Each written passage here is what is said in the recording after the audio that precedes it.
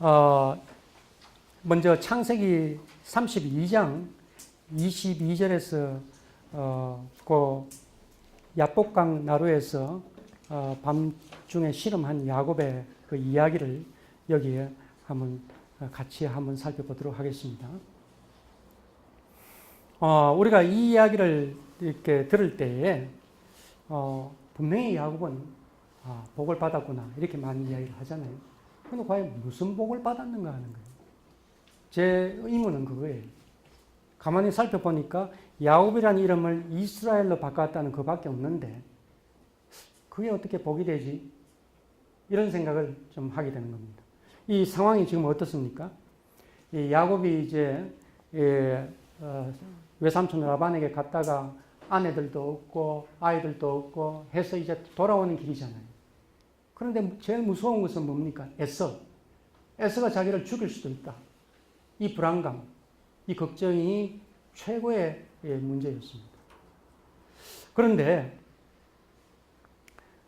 그것을 위해서 야곱은 아주 주도면밀하게 준비를 하고 있습니다. 말하자면 앞에 양떼하고 소떼하고 먼저 이렇게 보내면서 에서한테 선물을 줘가지고 마음을 달래고 또 그 다음에 자기 가족은 그 뒤에 뭐 앞에도 1중대, 2중대, 3중대 이런 식으로 이렇게 보내면서 먼저 치면은 그 뒤에 사람들이 도망갈 수 있도록 아주 이제 주도 면밀하게 계획을 짜서 어떻게 하면은 에서의 마음을 누그러뜨리고 그렇게 화해를 할 수 있을까 하면서 그렇게 가는 거예요. 그러나 아무리 생각해도 에서가 자기를 죽일 것 같거든요. 그래서 다 건너게 하고 그 강을 건너게 하고 자기만 남아서 밤중에 그야말로 하나님하고 씨름을 하는 거예요. 처음에는 어떤 사람이 씨름을 해요. 하나님인 줄 몰랐어요. 나중에 보니까 하나님인 줄 알았어요. 그런데 야곱에게 있어서 이 사람은 찾아왔어요. 야곱이 다가가는 건 아니죠. 거기 계신 하나님을 찾아가는 건 아니죠. 밤중에 아무래도 기도하고 매달렸겠죠. 할 때에 어떤 사람이 찾아왔어요. 그래서 그 사람과 밤새도록 씨름을 하는 거예요. 그런데 날이 세려하니까 나로 가게 하라. 그렇게 하는 거예요. 그러나 이 야곱은 뭔가 확답을 얻기 전에는 말하자면 에서에게 가도 내가 죽지 않는다는 그런 확답을 얻기 전에는 이 사람을 못 보내는 거예요. 하나님을 못 보내는 거예요. 그럴 때에 끝까지 야곱은 하나님을 붙잡고 늘어지는 겁니다. 이럴 때 하나님의 질문이 뭡니까? 내 이름이 무엇이냐? 야곱이니라. 그래서 하나님께서는 더 이상 야곱이라고 부르지 말라. 이스라엘로 앞으로는 부르도록 하라. 이름을 바꿔줬습니다. 그 다음에 야곱이 질문을 합니다. 당신의 이름을 말해 주소서. 하나님이 대답 안 하고 행동으로 그냥 보여줄 뿐입니다. 모세의 경우도 하나님 이름이 무엇입니까? 했을 때 좀 모호하게 대답을 했죠. 나는 나다 하는 식으로 그렇게 이야기를 합니다. 하나님의 이름을 밝히지 않아요. 이것은 왜 그러냐 하면은 지금도 유대인들은 그렇습니다. 하나님의 이름을 못 부릅니다. 우리는 여호와 하나님 이렇게 여호와라고 이름을 부르지만은 이스라엘 사람은 절대 그 이름을 못 부릅니다. 그 이름만 나오면 뭐라고 부르느냐 하면은 아도나이, 주님 이라고 이렇게 부르고 또는 하셴 그 이름 이렇게 부르지 여호와 이런 이름을 부르지를 않습니다. 이것은 우리 관습하고도 좀 비슷하죠. 예를 들어서 당신 아버지는 누구요? 이렇게 물으면은 홍길동입니다. 이렇게 대답하면은 못 배운 사람이죠. 예. 길자 동자입니다. 이렇게 하거나 좀 더 유식한 선비는 무슨 본이 어디고 그 다음에 길할 길자 아이 동자 입니다. 이런 식으로 이제 이야기를 하게 되죠. 아버지의 이름 함자를 함부로 부르지 않는 것이 우리의 관습입니다. 이스라엘은 더합니다. 누구누구의 이름을 부른다는 것은 나보다도 낮은 사람이라는 것을 표시해 주는 거예요. 혹은 내 소유물이라는 것을 표시해 주는 것. 그런 어떤 의미가 있기 때문에 절대 하나님의 이름을 부르지 않습니다. 따라서 성경에서도 당신의 이름은 누굽니까? 라고 이렇게 물었을 때도 하나님의 이름을 밝혀주지가 않습니다. 자, 성경의 번역은 이렇게 되어 있습니다. 이 이스라엘이라는 이름을 줄 때에 왜냐하면 내가 하나님과 및 사람들과 겨루어 이겼음이니라 라고 이렇게 설명을 합니다. 그런데 이 이야기를 들으면서 저는 좀 불만스러웠습니다. 하나님과 겨루어 이겼다는 것이 그게 축복인가? 또 하나님과 겨루어 이길 수 있는 건가? 이런 의문이 드는 거예요. 해서 좀 더 히브리어를 좀 찾아봤습니다. 거기가 그 본문인데 32장 29절 본문인데 후반부입니다.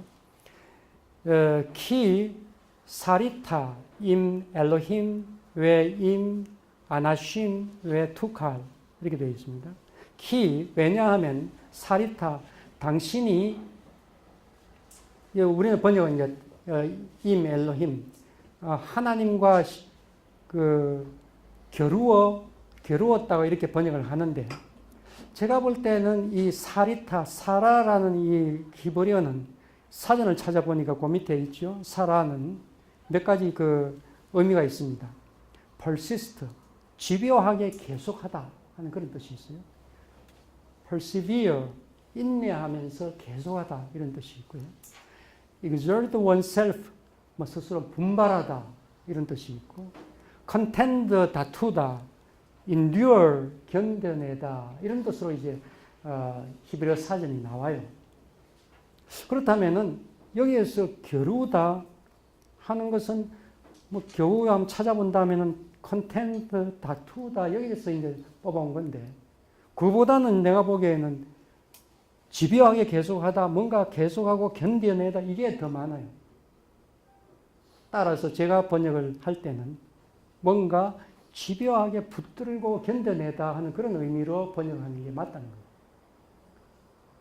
그리고 맨 끝에 단어가 투칼이라는 것이 이 야콜 이걸 갖다가 이게 변형된 건데 그 뜻은 뭐냐면 뭔가 할 수 있다, be able,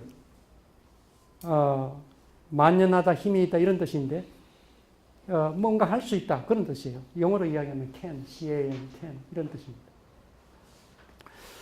그래서 제가 다시 번역을 할 것 같으면 왜냐하면 네가 하나님과 사람들을 집요하게 붙들어 견뎌내었기 때문에. 한번 보세요. 지금 밤중에 막 사투를 벌입니다. 거기에서 야곱이 그 사람 혹은 하나님과 이기려고 하고 있어요. 지금 성부의 욕이 있는 게 아니에요. 지금 붙들고 늘어지면서 나에게 좀 축복을 해 주십시오. 간구하고 간청하고 매달리는 거예요. 그 다음에 하나님은 또 어때요? 야곱하고 이겨서 뭐가 뭐 좋은 게 있어요? 지금 뭐 공차게 하는 겁니까? 아니요. 성분을 내는 거 아니에요.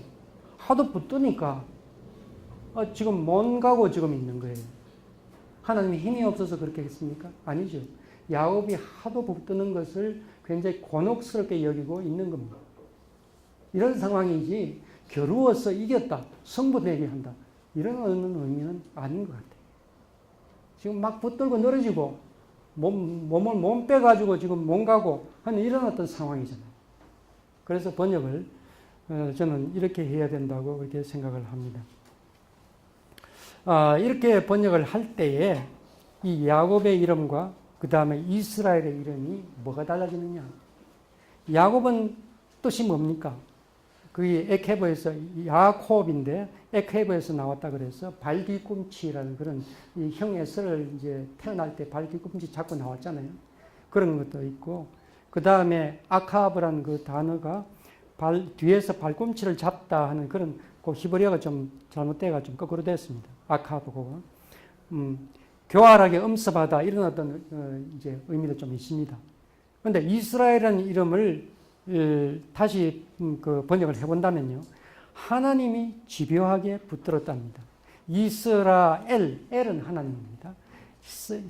이스라라는 것이 그가 집요하게 붙들다 이런 뜻입니다. 이스라, 사라라는 동사에서 나오기 때문에 하나님이 집요하게 붙드는 거예요.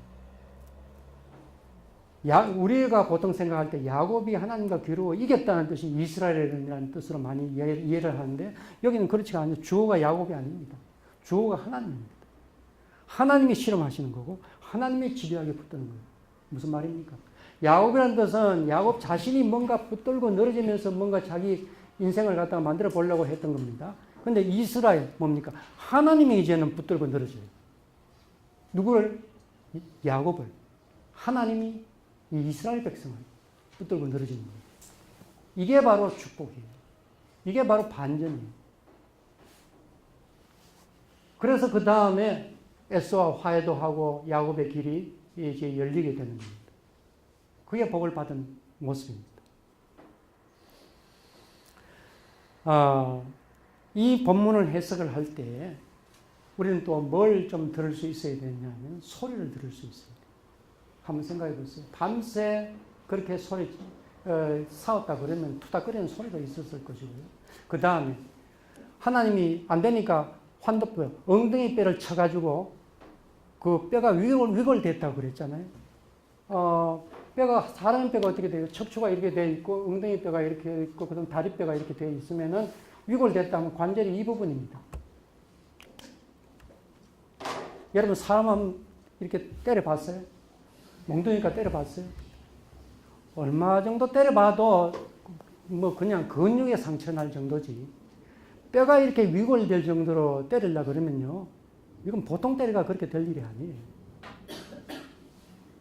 그 말은 엄청나게 맞았다는 뜻이에요. 야곱이. 그 맞는데 그냥 있을 수 있어요? 비명 소리가 밤새도록 울려 퍼졌을 거예요. 그 소리를 들을 수 있어요.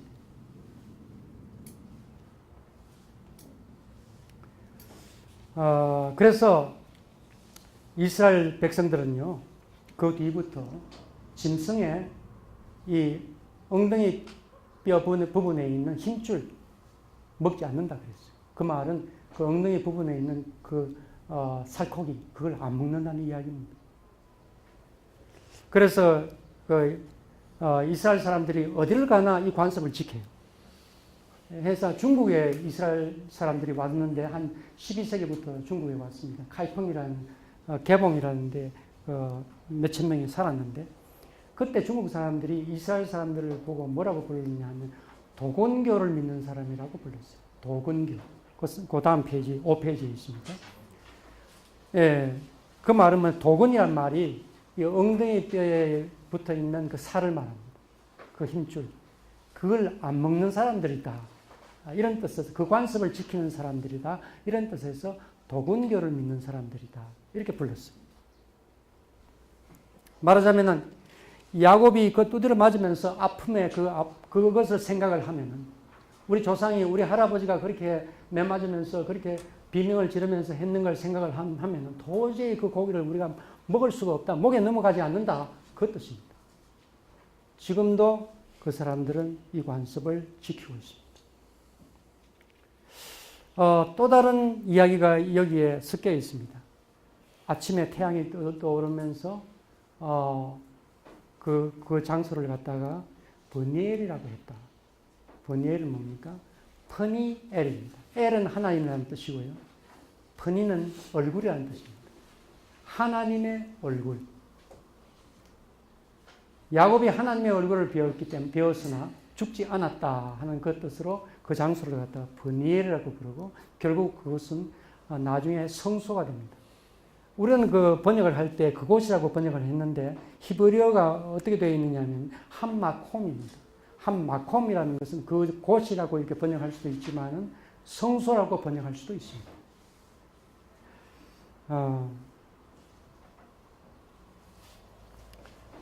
그래서 이 버니엘이라고 하는 그 장소가 베델과 마찬가지로 성소의 기원으로서 그렇게 나와 있고요. 해서 이 세 가지의 그 이야기가 여기에 같이 섞여져 있는 거예요. 날이 새니까 내가 가야 되겠다 하는 그 이야기가 뭐냐면 하나님의 얼굴을 본 자가 없다. 하나님의 얼굴을 본 사람은 죽는다. 그 뜻이거든요. 만약 밤새도록 씨름을 하지만 캄캄해서 하나님의 얼굴을 볼 수 없잖아요. 그러나 날이 새면 어때요? 하나님의 얼굴을 볼 수 있잖아요. 그럼 야곱이 죽어요. 그래서 그렇게 날이 새기 전에 내가 가야 되겠다 하는 그 뜻입니다. 그것은 하나님 편에서 야곱을 위해서 하는 이야기입니다. 그러나 야곱은 놓을 수가 없어요. 왜냐? 에사한테 지금 죽을 수도 있는데 그걸 보장해 달라는 이야기죠. 하나님한테. 해서 결국은 하나님께서 이스라엘이라는 이름을 주시고 그렇게 하나님께서 야곱을 보호하시겠다는 그런 어떤 복을 주셨습니다. 그 뒤에 야곱이 에스를 만났습니다. 에스를 만났을 때에 어때요? 야곱은 여기가 탈골이 되면은 이 다리는 못 써요. 이건 그냥 이거 뭡니까? 이렇게 하고 지팡이를 짚고는 걷기도 힘들어요. 그런데 에스를 만나는 즉시 땅에 엎드려서 7번이나 그렇게 절을 하고 나갔다는 겁니다. 그때 비로소 에스가 야곱을 끌어안고 그렇게 용서해주고 하는 그런 일들이 일어났습니다. 그때 하는 이야기가 있습니다. 야곱이 에사에게 한 이야기가 내가 형님의 얼굴을 배운 적 하나님의 얼굴을 본 것 같사오며 이렇게. 버니엘이 뭡니까? 하나님의 얼굴이죠. 여기에서 형님의 얼굴이 바로 하나님의 얼굴입니다. 용서하는 얼굴이 하나님의 얼굴입니다. 라고 그렇게 고백을 하면서 둘이 화해를 했더라 하는 그런 이야기가 이 창세기 32장의 이야기입니다. 예. 예.